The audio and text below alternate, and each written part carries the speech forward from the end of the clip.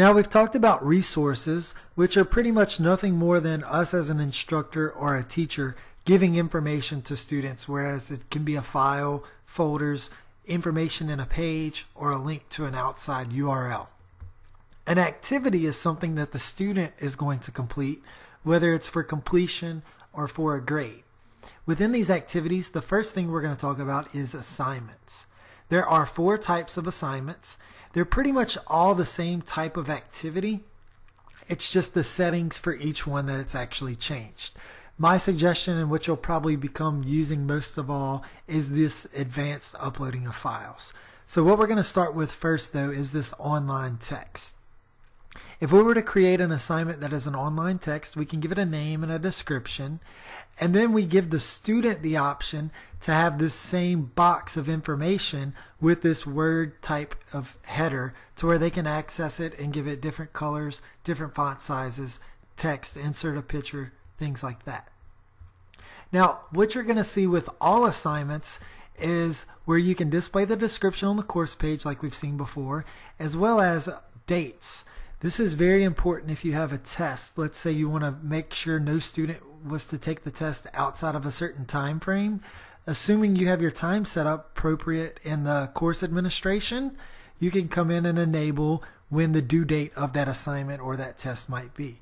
You can also allow students to submit it even if it's past that date, and it will tell you if it's late if you want to take off credit for it being late and only give them partial points. You can also open it at a certain time to where the student can see it, but they can't access it or submit it until that certain date or that certain time. Here we see the grade. We can give it 0 through 100, no grade, or just satisfactory.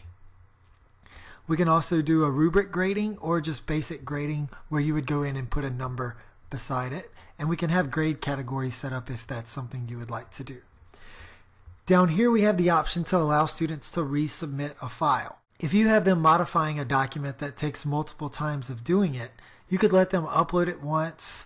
Right here with this comment in line, you can respond back to them and then have them resubmit it for a grade, and then just keep this going until you have the final copy, for instance. You could also have it email you every time they submit so you know when you need to go look at it. And again, we can set common grading or common groups for those assignments to keep them separate on our end. The next type of assignment is an upload a single file. Now this is where they're going to actually upload a file to you, which an online text they would just be typing in something into a box similar to this, as we'll see in a minute. To upload a file, we can set the maximum size.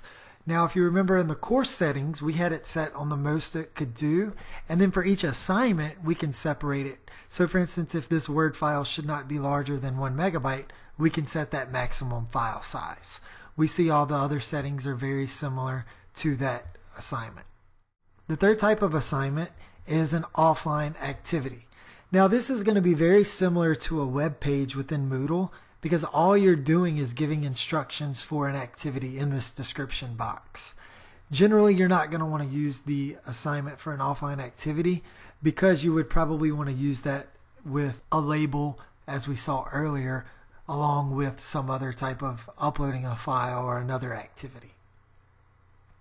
The last assignment is an advanced uploading of files. Now this is my favorite one to use because it has a lot more settings and it's a little bit more robust compared to the single file upload. We still have the due dates, we still have the grades, but when we get into this extra panel right here, we can allow students to delete certain files and we can allow them to upload multiple files. So if I wanted them to upload 3 separate documents or 3 separate files, we could specify. You could also just let them do just one file. So even if you wanted one file uploaded, I would suggest use the advanced uploading of files because it gives you a lot more information. You also have this send for marking button. If the student had a rough draft they were working on and they weren't quite complete, they could leave it like this and then you could go in and respond to them, and then whenever they were finished with their final copy they could send it for marking, which would in a sense tell you that it's ready to be graded. And we'll see this from the student side. So it's easy to do. All you have to do is change your role setting to a student. Once I'm logged in as a student, I'm going to show you what all 4 of these assignments look like. So all I'm going to do is open in a new tab, and then we're going to bounce back and forth to compare these from the student side. So we'll start with the offline activity. Again, this is nothing more than a web page where us as an instructor are giving them instructions to do something. For a single upload file, I could just choose upload one specific file, and once I found that file, I could attach it. Pretty simple, but the advanced uploading of files lets me upload multiple files. So I can add folders and more than one file rather than just a single. And then the online text, when I choose add submission, it gives me that Word template we saw. I could add some text in here, color coded if I wanted. And then as the instructor, you can specify if they even see this or not within the settings of that.